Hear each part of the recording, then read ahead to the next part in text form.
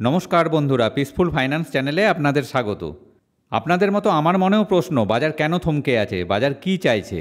আরবিআইয়ের আরও রেট কাট, নাকি fade rate কাট আর এফআইআইদের ফিরে আসা? না ভারত আমেরিকার ট্যারিফ আলোচনার অগ্রগতি, নাকি কোম্পানিগুলোর নেক্সট কোয়ার্টারের আর্নিংস দেখে নিতে চাইছে? হয়তো এর অনেকগুলিই আছে মার্কেটের উইশ লিস্টে, না হলে এত বড় জিএসটি রিফর্মস অ্যানাউন্সমেন্টের পরেও নিফটি প্রথম দিনে মাত্র 19 পয়েন্ট বাড়ল, আর 5 সেপ্টেম্বর তো মাত্র 7 পয়েন্ট বেড়ে 24,741 পয়েন্টেই আটকে গেল বাজার। তবে গত কয়েক মাস ধরে জনসাধারণ ও বাজার কেন্দ্রিক লাগাতার স্টিমুলাস, যেমন ইনকাম ট্যাক্সে 12 লাখ টাকা অবধি ছাড়, আরবিআই রেট কাট এবং সর্বশেষ এই জিএসটি রিফর্মস ইত্যাদি বিবেচনা করলে একথা বলাই যায় যে বাজার হয়তো এই ছাড় ও রিফর্মগুলিকে বর্তমানে ঠিকভাবে অ্যাপ্রিসিয়েট করতে পারছে না, সম্ভবত সেন্টিমেন্ট খারাপ থাকার কারণেই। কিন্তু তার ফলেই বাজারে বিভিন্ন শেয়ারের প্রাইস এবং ভ্যালুর মধ্যে একটা ডিসপ্যারিটি তৈরি হয়েছে বলে মনে হচ্ছে, এবং তাতেই তৈরি opportunity to identify sectors, opportunity to buy select stocks. এখন ইনকাম ট্যাক্স ছাড়, আরবিআই রেট কাটের সঙ্গে বর্তমানে জিএসটি রেট কাটের কথা বিবেচনা করে যে সেক্টর বা সেগমেন্টগুলোর দিকে লক্ষ্য রাখা যায় তার আলোচনা করা যাক। তবে বলে রাখি, এই সেক্টরগুলোর উপযুক্ত কোম্পানির স্টকে বিনিয়োগ করতে চাইলে আপনাদেরও হোমওয়ার্ক করতে হবে।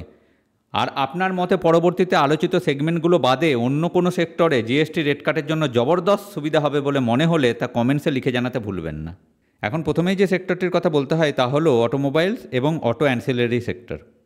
4 মিটারের কম দৈর্ঘ্যের 1200 সিসির কম পেট্রোল এবং 1500 সিসির কম ডিজেল কারের ক্ষেত্রে জিএসটি 28% থেকে কমিয়ে 18% করা হয়েছে। সিমিলারলি 350 সিসি বা তার কম ক্যাপাসিটির মোটর বাইকের ক্ষেত্রেও জিএসটি 28% থেকে 18% করা হয়েছে। এছাড়া ইন্ডাস্ট্রি লেভেলে স্টিল, রাবার ও অটো কম্পোনেন্টের উপরে জিএসটি কমার ফলেও কার ও মোটর বাইকের ম্যানুফ্যাকচারিং কস্ট কমবে। সুতরাং ইনভেস্টররা অটোমোবাইলস, বিশেষ করে মোটর বাইক কোম্পানিগুলোর এবং অটো অ্যান্সিলারি কোম্পানি অর্থাৎ যারা গাড়ির যন্ত্রাংশ, battery, tyre, light, gearbox, brake system ইত্যাদি তৈরি করে, তাদের শেয়ারগুলোর মধ্যে থেকে পছন্দের শেয়ার দেখতে পারেন। এরপর যে সেক্টরটির কথা বলতে হয় তা হলো কনজিউমার ডিউরেবলস অ্যান্ড ইলেকট্রনিক্স। এই সেক্টরটি ভারতের অর্থনীতির একটি অত্যন্ত গুরুত্বপূর্ণ অংশ। এই সেক্টরে AC, fridge, washing machine, TV থেকে শুরু করে নানান ধরনের গৃহস্থালির যন্ত্রপাতিও অন্তর্ভুক্ত হয়, যেগুলোর উপর সাধারণ মধ্যবিত্ত পরিবারের চাহিদা সবসময়ই বিদ্যমান।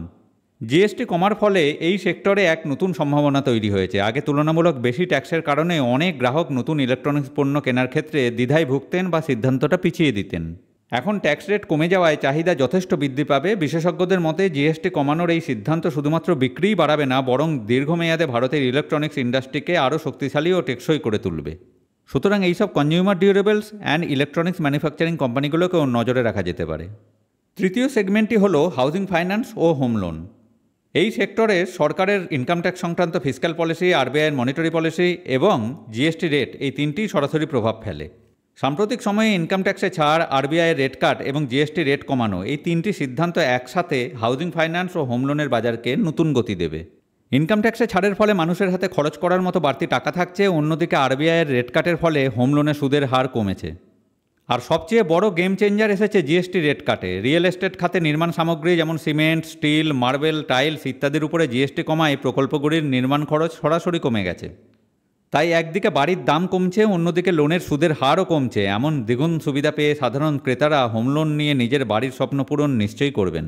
তাই হোম লোন প্রোভাইডিং কোম্পানিগুলোর শেয়ারগুলোর উপরে নজর রাখা যেতে পারে।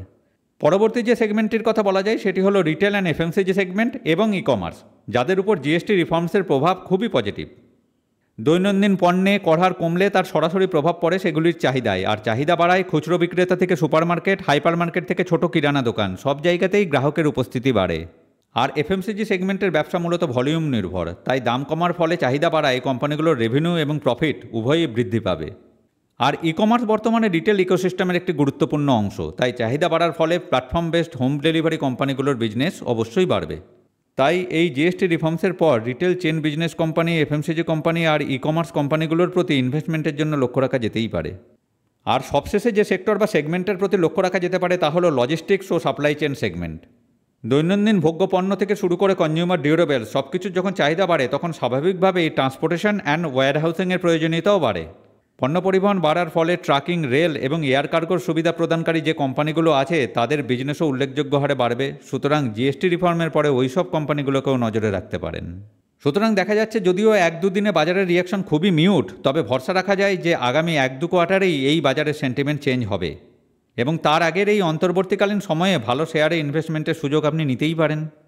এখন ডিসক্লেমারটি হলো, এই ভিডিওটিতে প্রদত্ত তথ্য কোনো স্টক বা সেক্টরের বাই বা সেল রেকমেন্ডেশন নয়। এটি এডুকেশনাল এবং ইনফরমেশন পারপাসেই তৈরি করা হয়েছে। বিনিয়োগ করার আগে নিজেও রিসার্চ অ্যান্ড অ্যানালিসিস করুন এবং প্রয়োজনে সেবি রেজিস্টার্ড ইনভেস্টমেন্ট অ্যাডভাইজারের পরামর্শ নিন। আর ইনফরমেশনের জন্য ভিডিওটি ভালো লেগে থাকলে লাইক এবং শেয়ার করুন এবং ভবিষ্যতে এই ধরনের ভিডিও পেতে চ্যানেলটি অবশ্যই সাবস্ক্রাইব করুন। আবার দেখা হচ্ছে নেক্সট ভিডিওতে। নমস্কার, ভালো থাকবেন।